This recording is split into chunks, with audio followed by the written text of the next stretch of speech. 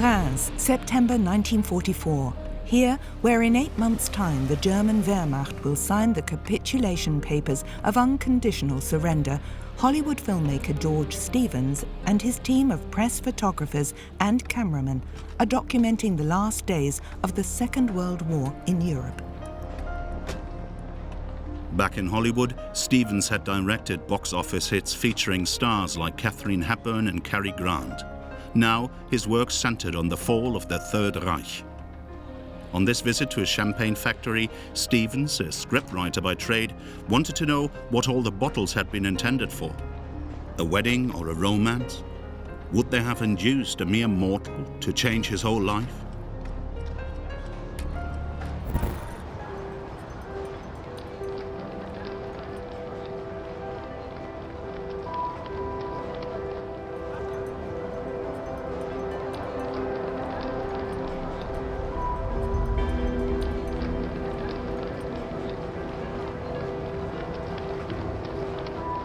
In late October 1944, George Stevens and his team were able to set foot on German soil for the first time. After weeks of fighting, American troops had taken Aachen. It was the first German city to fall into Allied hands. Although Stevens and his men were actually going to document the war in black and white, they also had 16mm color film with them. It produced unique footage.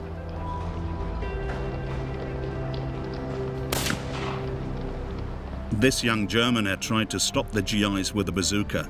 It had cost him his life. Stevens felt little sympathy for the man who plunged Europe and the rest of the world into war. Remains of the battle for Aachen. The war was already in its 6th year, and no one had any idea when the slaughter would finally end. Around 13,000 Wehrmacht troops and 5,000 members of the Volkssturm, a national militia rather like a home guard, had defended Aachen against a superior Allied force of 100,000 GIs. On October the 12th, 1944, Field Marshal Gerd von Rundstedt had insisted that the ancient imperial German city of Aachen be held to the last man. If necessary, the defenders had to be buried among its ruins, just as he had promised his supreme commander, Adolf Hitler. In the end, however, on October the 21st, 1944, the military commander of Aachen capitulated. He thus saved the lives of some 12,000 men who were now American prisoners of war. Just before capitulating, he sent a heroic radio message. After bitter house-to-house and man-to-man fighting, the defenders of Aachen have run out of ammunition, food and water. The last remnants of our forces, defending this imperial German city, are engaged in hand-to-hand fighting around the command post. All radios have been prepared for destruction. In the unshakable belief in the justness of our cause and in our victory, this is a final greeting to our beloved German homeland. Long live the Führer. Out of an original population of 160,000, around 6,000 of Aachen's inhabitants stuck it out while the town was still being contested. For them too, the war was now over, but only a few were willing to see reason. Only a few weeks after Aachen fell, the US Secret Service stated that many of its citizens were maudlin, had eyes for nothing but their own suffering, and were unwilling to reflect on their own role during the Third Reich. And no one admitted to having been a Nazi. No one questioned whether they might bear any personal responsibility for all that had happened. Writing in her diary on October the 3rd, 1944, in a southern suburb of Aachen, Clara Trafford made a far-sighted comment. I have had enough forever and a day, but in 20 years' time there will again be enough idiots around who will ignore what has happened and be willing to start the same misery all over again.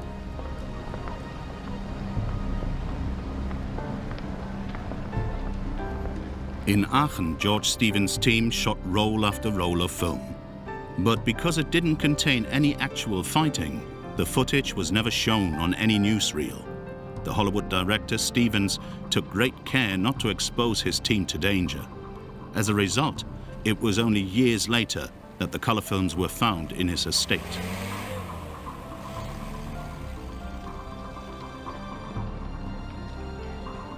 When interrogated, the military commander of Aachen cynically defended the senseless bloodletting in the town. A record of the interrogation states, "He didn't even think the entrenched resistance was worthwhile. In his view, it would have been far better if the troops deployed in Aachen had been withdrawn in good time and used to strengthen defensive positions east of the town."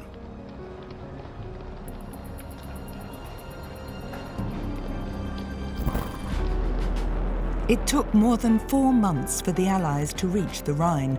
In mid-March 1945, a US Air Force team filmed on the bridge at Remagen. The German Air Force made repeated attempts to destroy the structure, but the Americans doggedly defended their biggest coup so far. Artillery units took up position to secure the only intact bridge over the Rhine.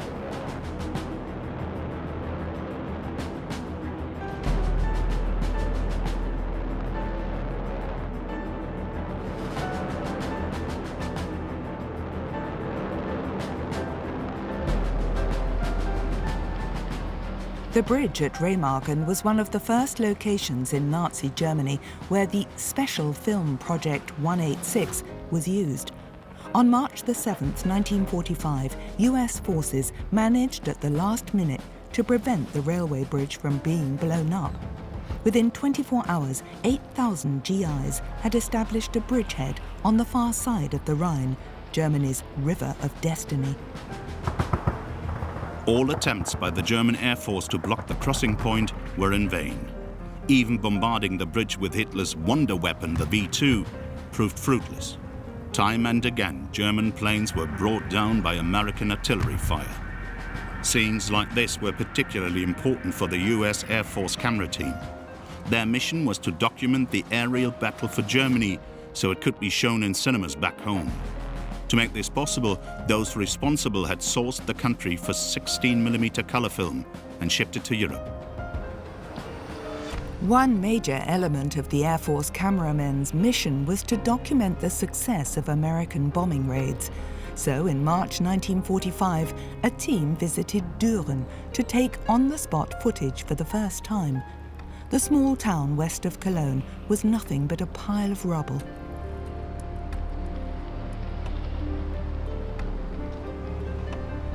One reporter with the US military journal Stars and Stripes wrote, "This place is just a remnant of a town. No one lives here anymore. There are indications that Düren was a town with nice houses." Captain Larkin said, "If the Germans want to have a town called Düren again after the war, they will probably find a nice place a few miles north and build something new there."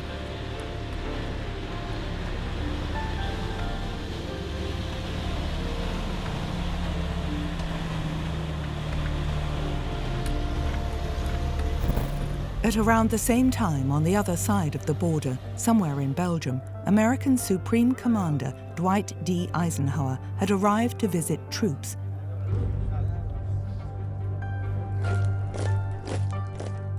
This rare footage was taken by Major Kirk B. Lawton, Eisenhower's man for photojournalism during the Second World War. The Americans staged a military parade as a demonstration of their great self-assurance. Eisenhower was confident that the Allied advance in the West would soon be crowned with success. He knew that the German Wehrmacht was almost incapable of movement and of low battle strength. But even he wanted to proceed cautiously step by step. The next major objective was a large-scale advance by the Allied armies across the Rhine and deep into the heart of the Reich. Hundreds of thousands of GIs were firmly resolved to finally bring Germany to its knees. But there was tension between the Allies as to the right strategy. Above all, the British were frustrated because they felt the Americans were not paying sufficient attention to their proposals.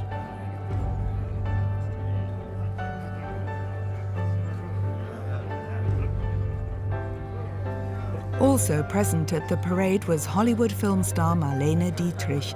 She had hated Hitler and the Nazis ever since emigrating from Germany. Now, behind the front, she was keeping up the soldiers' spirits by singing and giving autographs.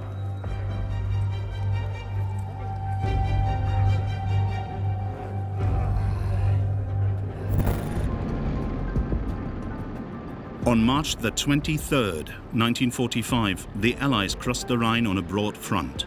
More than 1.2 million soldiers were ready to finish off Nazi Germany. Heavy equipment was transported to the other side of the river on hastily erected pontoon bridges.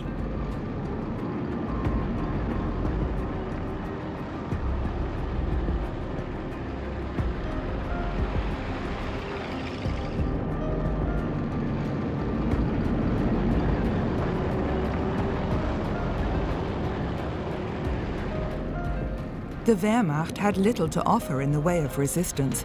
Adolf Hitler was fully aware of the size of the threat in the West.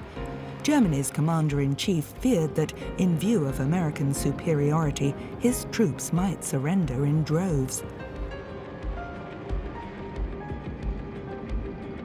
One German officer wrote in his diary, "We sense that a decisive battle is about to begin.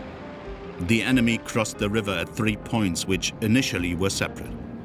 On the 22nd of this month, a directive from the Führer was read out to the whole assembled battery.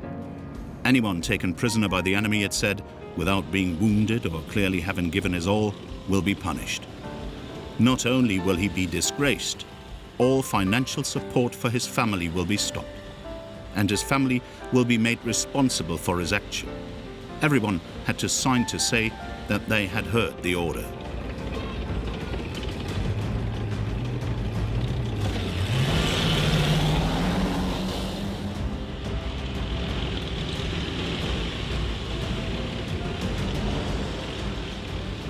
Cameramen with Special Film Project 186 captured the American advance on the far side of the Rhine.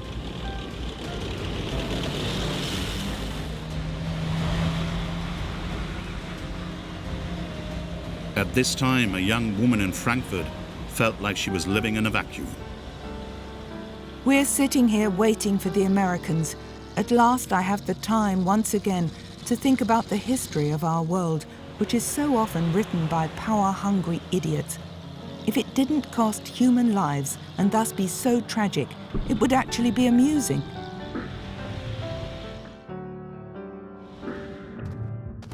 On March the 25th, 1945, German propaganda minister Joseph Goebbels stated that the military situation in the West had entered a critical, almost deadly stage. At the same time, a young girl in the Westerwald region wrote in her diary, "It's a Sunday like any other, yet, in view of the strained circumstances we can expect, one full of dread and inner turmoil, if only it were all over. It can't be long before the enemy gets here." Suddenly someone shouted, "The Americans are coming!" You've no time to think. Like Schiller, all you can say is, "Everyone runs, rescues, flees." At the back of the village, a sad picture presents itself. Is that our proud German Wehrmacht? The village has been handed over. Around 200 German soldiers who had gathered here have been taken prisoner.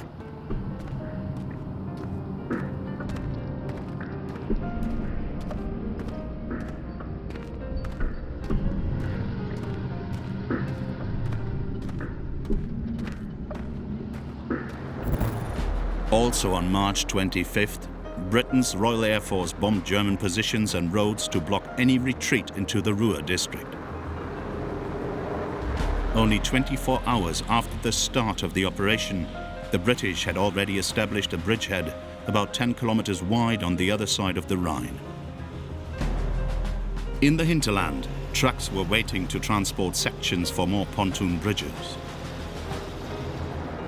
Kirk B. Lawton, Eisenhower's man for reporting the war against Nazi Germany in pictures, was allowed to take his camera into areas occupied by the British and filmed these scenes of a pontoon bridge being built. Lawton had himself ferried across to the other bank of the Rhine by the Royal Signals, a unit deployed behind the front to set up infrastructures and establish telephone links.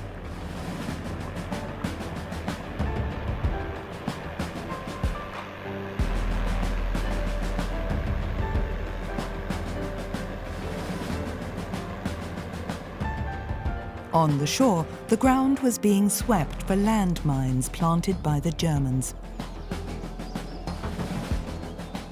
Here too, many German soldiers had surrendered in the face of superior odds.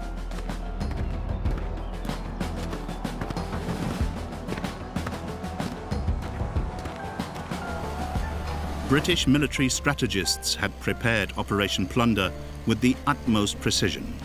Now, top brass in London was expecting the Americans to accept that the further advance into the heart of the Reich would take place under British command. In a conversation with General Eisenhower, British Prime Minister Winston Churchill is said to have repeatedly exclaimed, "The Germans are beaten. Now we've got them. They are finished." But the Americans still kept their British allies in the dark about their own totally different plans. Eisenhower was determined to push his armies mainly into central and southern Germany. He wanted the British to advance towards Hamburg and Denmark. When Winston Churchill heard that, he was outraged. After his fleeting visit to the British troops, Major Lawton returned to Eisenhower's headquarters in Reims.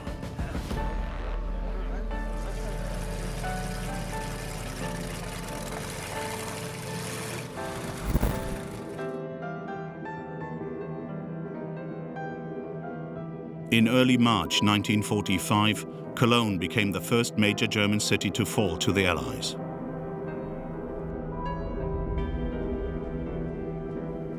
On March the 26th, 1945, a camera team with Special Film Project 186 was allowed to enter the cathedral city for the first time. On this occasion, the US Air Force was interested primarily in the damage caused by the numerous Allied bombing raids on Cologne. Initially, the camera rarely focused on the few people still living in the city.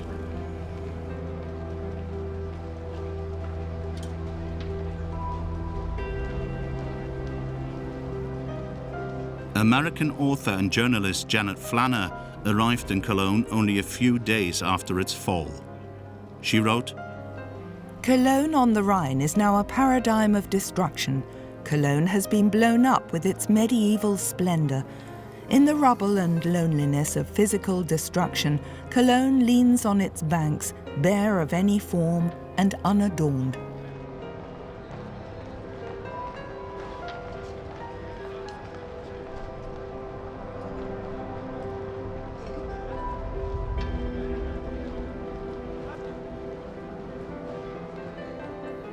Those who are still alive laboriously fight their way through the buried side roads, a shriveled population in black clothes and loaded with bundles, silent, like the city.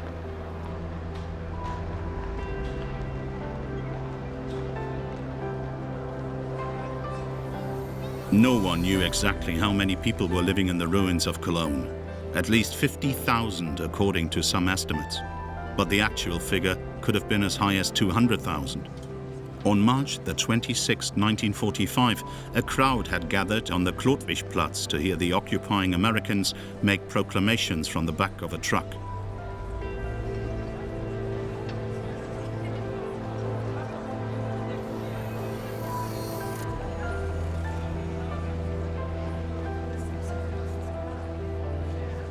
In the first few days of the American occupation, one German woman noted, "We're only allowed to go out during the daytime.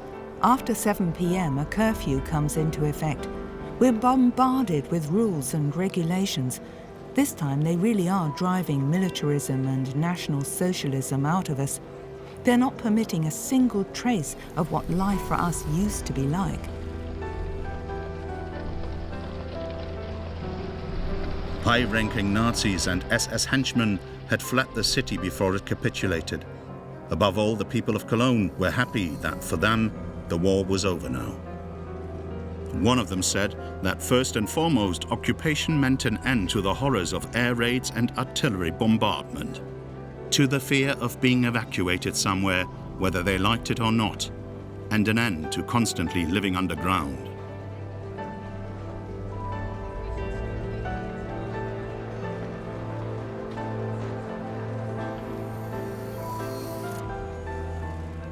A returning émigré, socialist Werner Hansen, was working for the American Secret Service.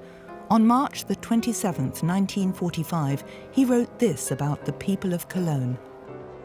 They are very helpful and happy if they can be useful to any American soldier. I walked around the city in uniform for about 8 days. I didn't speak to a single hostile person. I will never forget the old worker's wife who hugged me, crying with happiness and joy, because the Nazis were now gone, and we were there.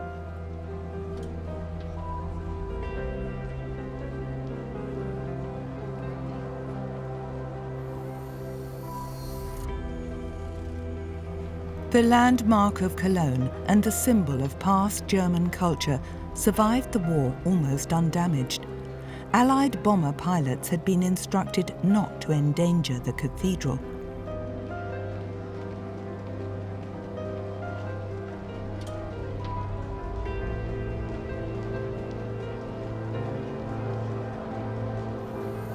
When war broke out, the incredible art treasures kept in the Gothic cathedral were taken to a safer location. From one of the cathedral's twin spires, an Air Force cameraman filmed the full extent of the destruction. The many other churches in this Catholic city did not remain as undamaged as the cathedral. According to official British sources, between 1941 and 1945, 150,000 tons of bombs and 5.1 million incendiaries were dropped on Cologne. The true figure is probably far less, but even so, the city suffered greatly from the continuous aerial bombardment. In March 1945, no one could predict when Cologne would be rebuilt. Here, on an airfield somewhere in Belgium or in a part of Germany that has already been occupied, a squadron of American P-47 fighter aircraft are preparing to head off on another mission. A cameraman with Special Film Project 186 took this footage of the ground crews in April 1945. For him, these men were the less well-known heroes of the war in the air. They made sure that the aircraft being flown were in the best possible condition.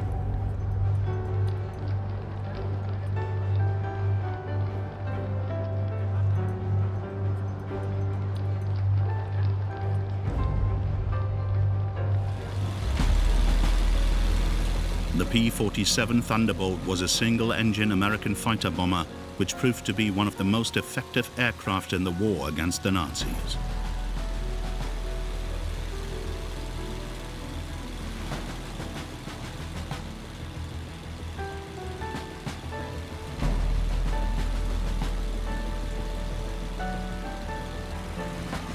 During the Second World War, US manufacturer Republic produced over 15,000 of these all-metal mid-wing monoplanes.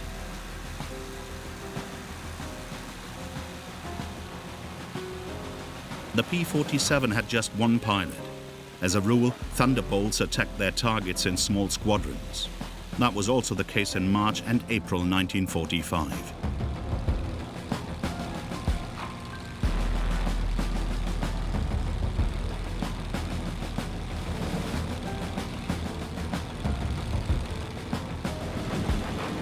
Some of the Thunderbolts had automatic cameras on board, which took spectacular pictures.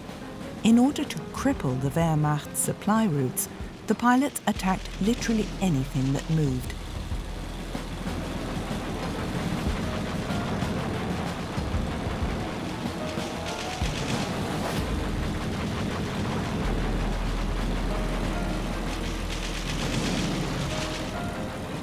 Railway lines and freight yards were favorite targets.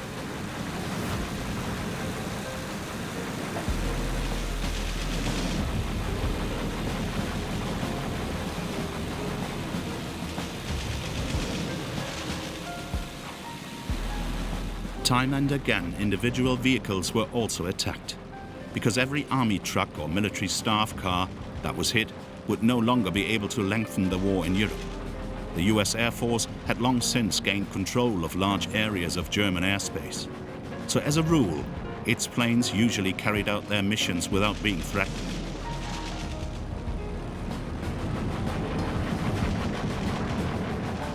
It's not known how many civilians lost their lives in these attacks. The US Air Force regarded such casualties as collateral damage. Troops and fanatical Nazis could have been holed up in harmless-looking villages in order to stop the Allied advance.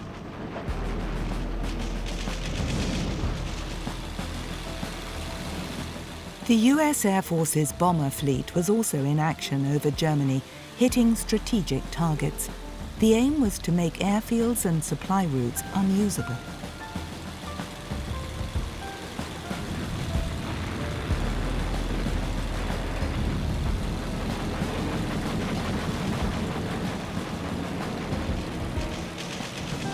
By now, the Luftwaffe was almost incapable of putting up any effective defense.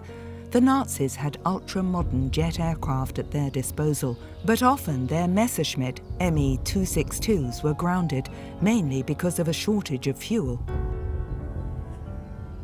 Time and again, as they advanced, the Americans came across camouflaged Me-262s.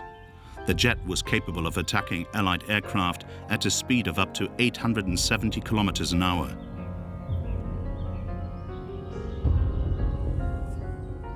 Experts eagerly inspected the new aircraft and their futuristic jet engines, which had been developed by Messerschmitt in Augsburg.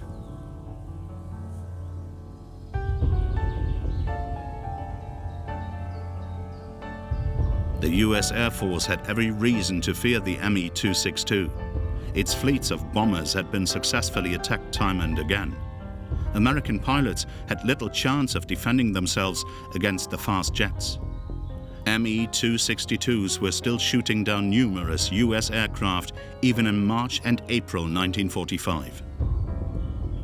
Somewhere in the occupied part of Nazi Germany, a camera team from Special Film Project 186 is filming a totally devastated airfield. The hangars are all damaged and the wreckage of burnt-out aircraft is strewn around.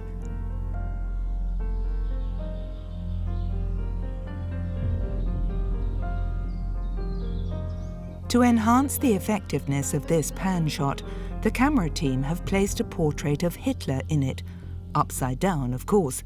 It is intended to symbolize the imminent downfall of the dictator and his Nazi regime.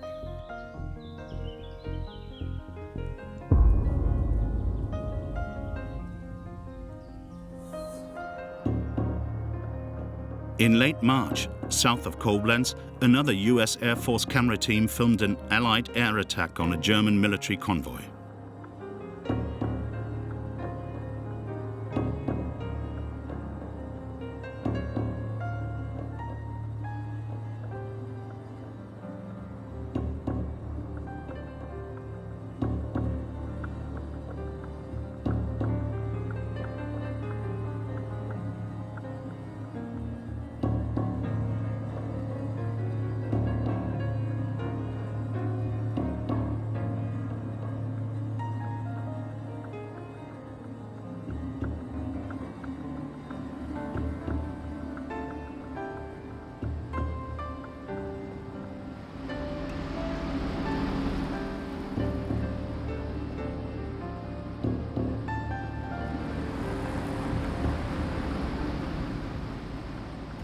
The cameraman repeatedly panned across the destroyed vehicles.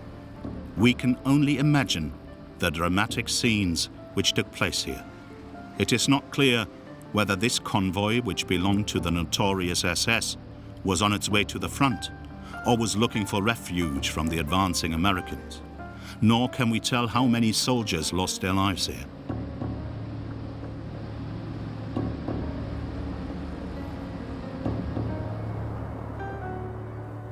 The convoy apparently came under fire on a country road opposite the Marksburg Castle on the Rhine. Spotting it was important to the Americans because units of the Waffen-SS were regarded as particularly dangerous. As a rule, its fanatical troops were ruthless in combat and fought to the bitter end. This devastating attack seriously hit SS supplies and would undoubtedly save many a GI's life in the weeks ahead.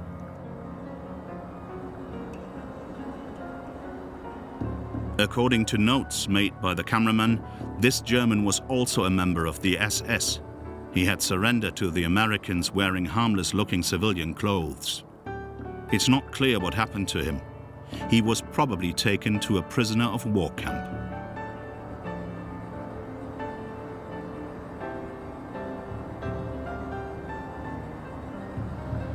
Not far from this scene, peace was already a reality. In a village near Boppard on the Rhine, people can be seen queuing for food. American journalist Martha Gellhorn documented her impressions of the defeated enemy. No one is a Nazi. Nobody has ever been one. We have had enough of this government, they say. The Americans are welcome to us. We have no reason to be afraid. We have done nothing wrong. We are no Nazis.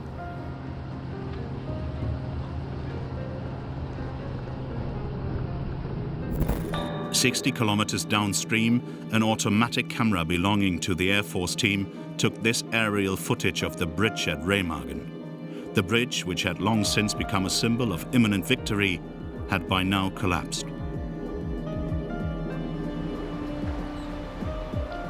George Stevens and his team arrived here at the end of March 1945. The Hollywood director had been flown in from Paris at the personal request of General Eisenhower to document the successful advance of the Allied forces. From his hotel balcony, Stevens could see the pontoon bridge which had been hastily built by US engineers for getting troops across the Rhine.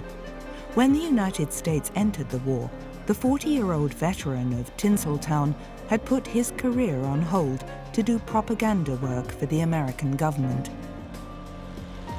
From Remagen, Stevens and his team traveled over the pontoon bridge to the other side of the river.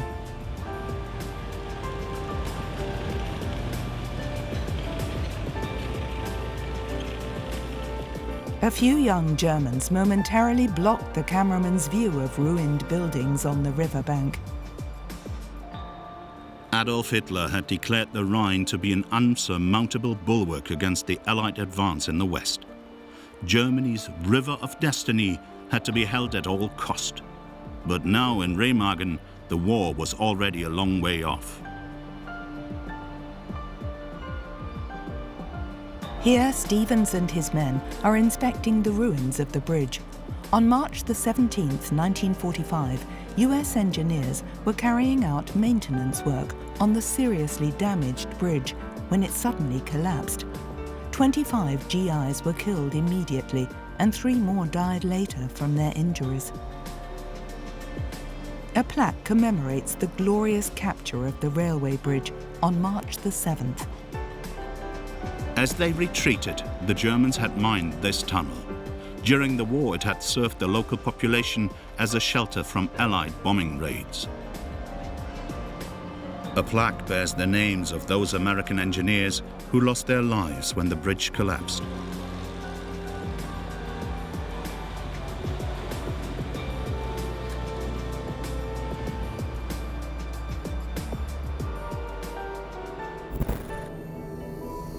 A flight over ruins. In March 1944, Frankfurt's historic Old Town was destroyed in 3 bombing raids by the British.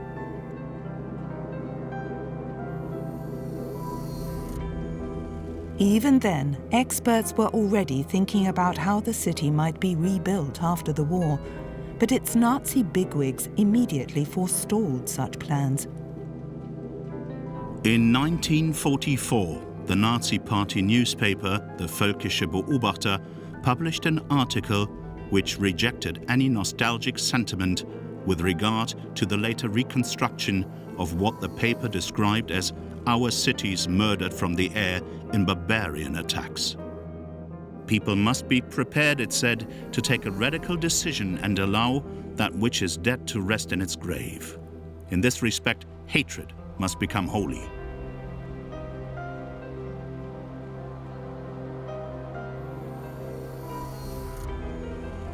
In late March 1941, a camera team with Special Film Project 186 documented the damage which American bombing raids had caused to traffic routes and railway tracks in Frankfurt.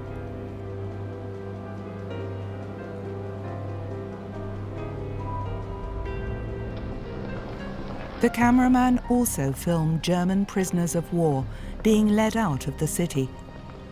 Frankfurt's military commander, Lieutenant Colonel Loeffler, was determined to hold out against the Americans. He told his men, "If we knew there was nothing to back us up, we could wave a white flag and end matters. But perhaps our leadership still holds a trump card after all.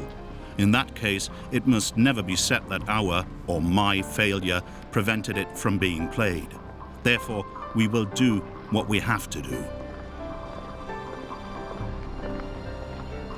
On March the 27th, 1945, American artillery shells hit the German command post in the city. Loeffler was seriously wounded and died from his injuries.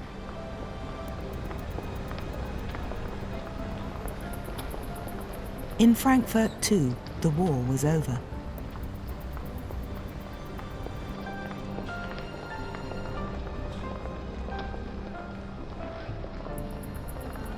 At the same time, American units were advancing further into the heart of the Reich. Many villages in the Westerwald region offered no resistance. Often, courageous citizens had hung white flags from their windows. This was still dangerous because such actions were punishable by death. Time and again, Germans who were tired of the war and wanted to put an end to the madness were hanged or shot out of hand by fanatical Nazis.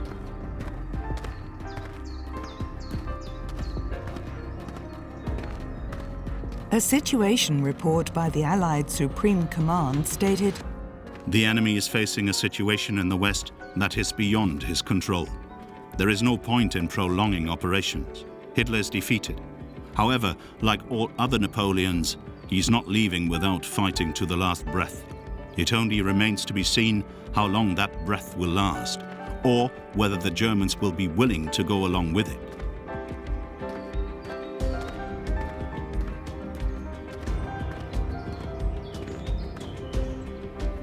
When a town or village surrendered without a fight, everything went smoothly.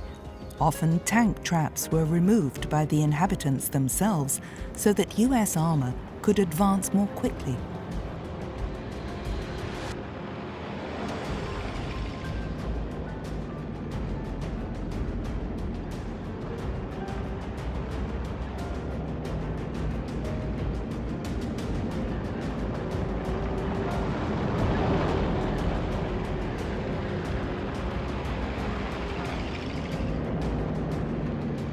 Time and again, however, the GIs faced German soldiers who were still prepared to fight. Afterwards, the wounded were cared for by American paramedics.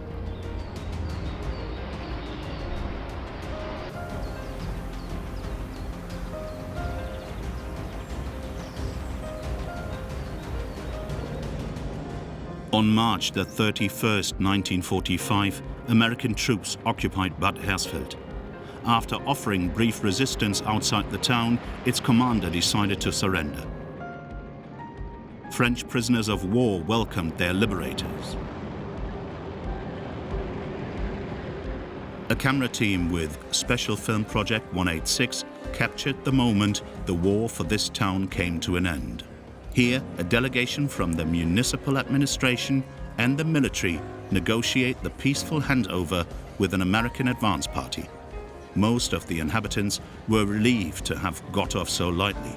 Some of the buildings were in flames because of artillery fire, but that was the only damage here.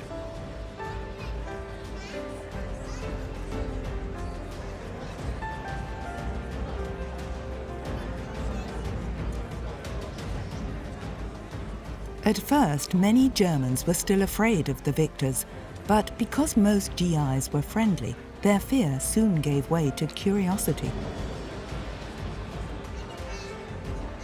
Bad Hersfeld could count itself lucky once again.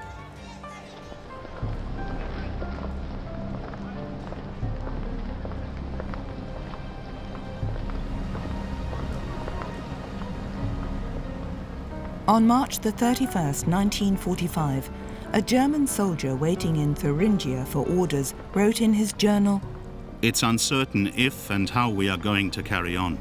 It's impossible to get any clear news on just where the front line is. Several wedges have been driven into our area. The aim is obviously to separate North from South Germany. The question is, where will our leaders then go?"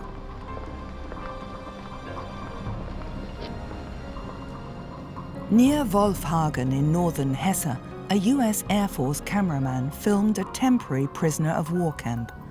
Hundreds of German soldiers and national militia fighters were crowded together behind barbed wire fences. In a letter to his parents written on April 1st, 1945, a German soldier described the thoughts of the Wehrmacht's last reserves. "This year we Germans are experiencing one of the saddest Easter festivals in our history. The enemy has penetrated deep into the east and west of our country. But the war will only be lost if we abandon ourselves. Even if Germany capitulated, would the war be over for us? No, that would only be the start of the horror, and we wouldn't even have weapons to defend ourselves. But as long as we still have weapons and firm belief in the rectitude of our cause, nothing is lost. I am convinced that there will be a decisive turn of events. The destiny which the Führer has given us will not permit all the terrible sacrifices to have been in vain." On this Easter Sunday, American units advanced further north towards Kassel, taking one town after another, as if it were routine. Organized defense, it seemed, no longer existed. But the Americans were worried that there might be fanatical partisan units behind the front. Every civilian could turn out to be a werewolf, as the GIs called them. Broadcasting from its own radio station on April 1st, 1945, the self-styled Movement of National Socialist Freedom Fighters announced that it would attack enemy troops and German collaborators everywhere in the occupied areas. The werewolves' rallying call was, "Hatred is our prayer, and vengeance our war cry."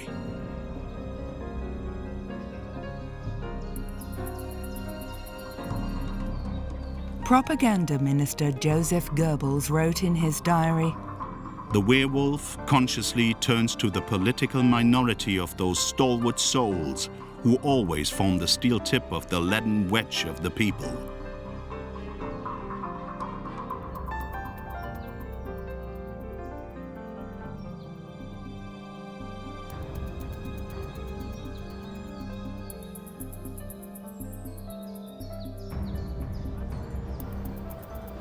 In its demise, the Third Reich came up with newer and newer forms of terror, and the regime's henchmen didn't even shrink from murdering its own people if they surrendered to the enemy.